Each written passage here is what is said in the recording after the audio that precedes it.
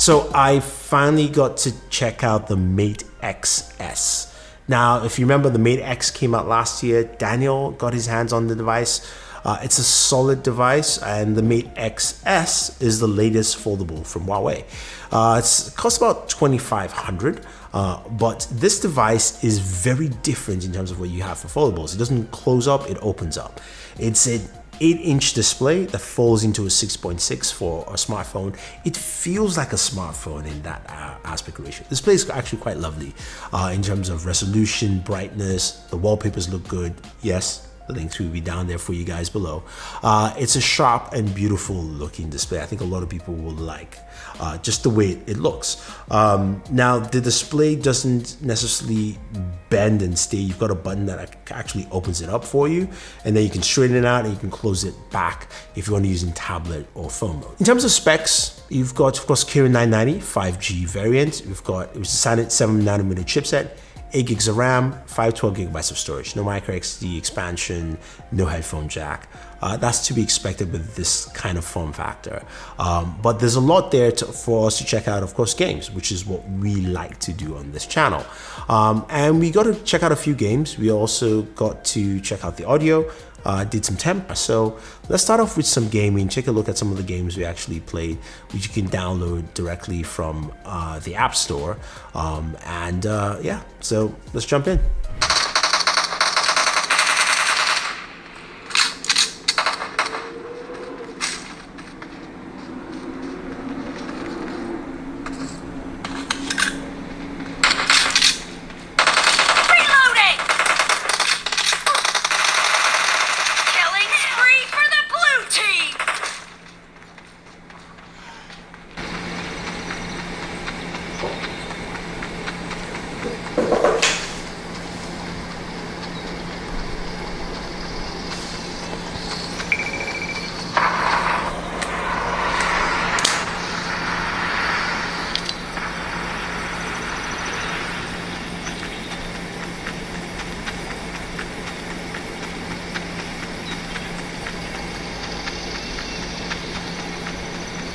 Enemy in sight.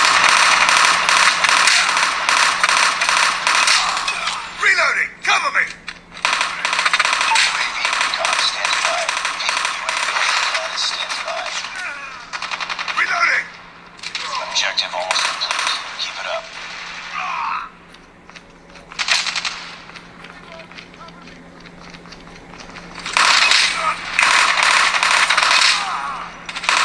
Predator missile on standby.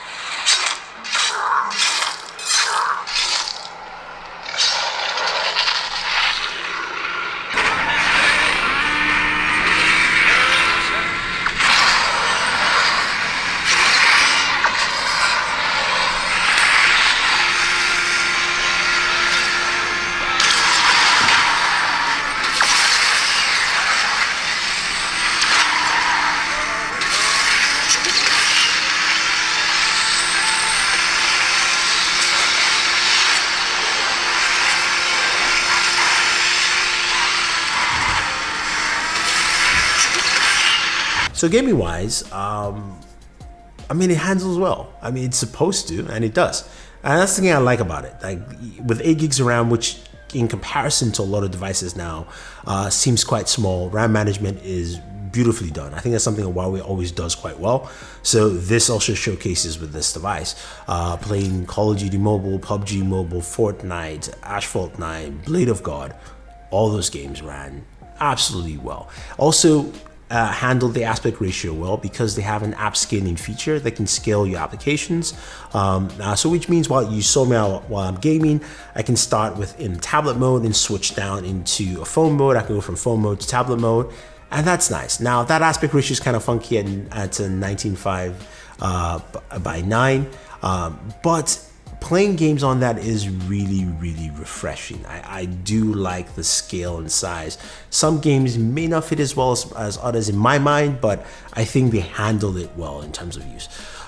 In terms of heat dissipation, I literally only got 85 degrees in terms of temps, so I am impressed with that. I would like to see more companies kind of follow route, because gaming processors tend to get really hot, so cooling is good. And again, I spent at least a couple of hours gaming on this device. Now, audio wise, I was quite impressed with the audio. Granted, it's a dual speaker system, although most of the audio really comes from the bottom speaker, but take a quick listen.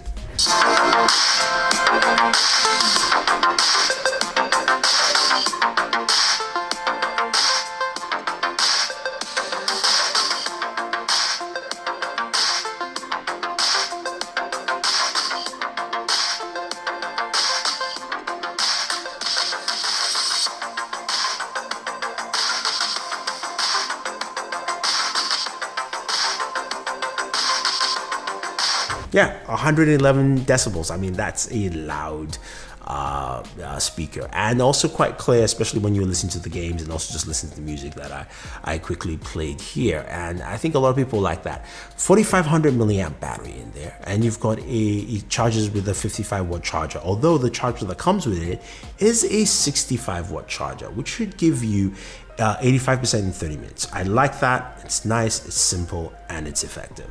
At least for me, gaming wise, with a different aspect ratio, different display.